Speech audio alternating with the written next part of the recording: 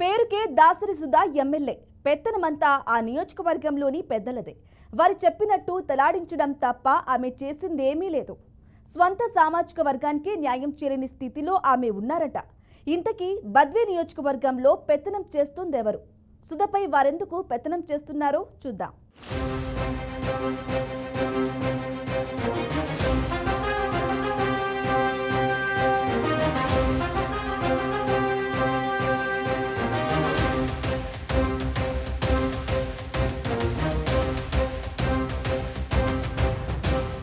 బద్వేల్ నియోజకవర్గం SC reserve అయిన తర్వాత అక్కడ అగ్రవర్ణాల నుంచి పెత్తనం చేసేవారు ఎక్కువయ్యారంట.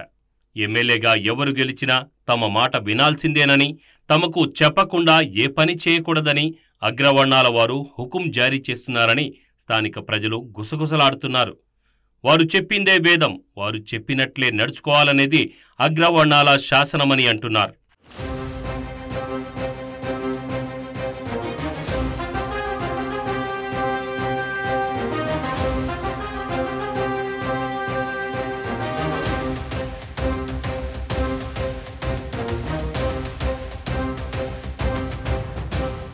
వరుసగా 5 పర్యాయాలు అంటే దాదాపు 15 ఏళ్లు ఎమ్మెల్యే ఎస్సీ సామాజిక వర్గానికి చెందిన వ్యక్తి అయినప్పటికీ రూల్ చేస్తుంది మాత్రం అగ్రవర్ణాల వారేనని స్థానికులు తెలిపారు. ప్రస్తుతం ఎమ్మెల్యేగా ఉన్న దాసరి సుధా పూర్తి స్థాయిలో ప్రజలకు సేవ చేయలేక అగ్రవర్ణాల వారిని ఎదిరించలేక ఇబ్బందులు పడుతున్నారని ఆమె వర్గీయులు చెప్తున్నారు.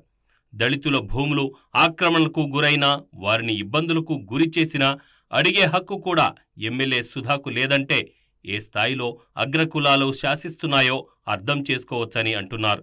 అధికారంలో ఎవరు ఉన్నా అక్కడ మాత్రం అగ్రకులాల వారు ఆడిందే ఆట, పాడిందే పాట అని స్థానికులు అంటున్నారు.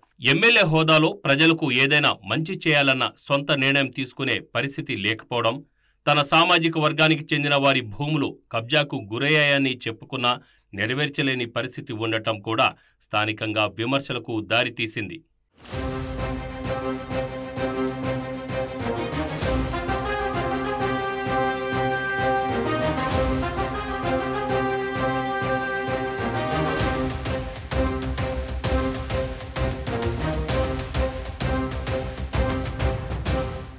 బద్వేల్ నియోజకవర్గ ఎమ్మెల్యేగా ఎవరు వచ్చినా అగ్రవర్ణాల వారి అడుగులకే మడుగులొత్తక తప్పదనే భావన నియోజకవర్గ ప్రజల్లో బలంగా పాతుకుపోయింది.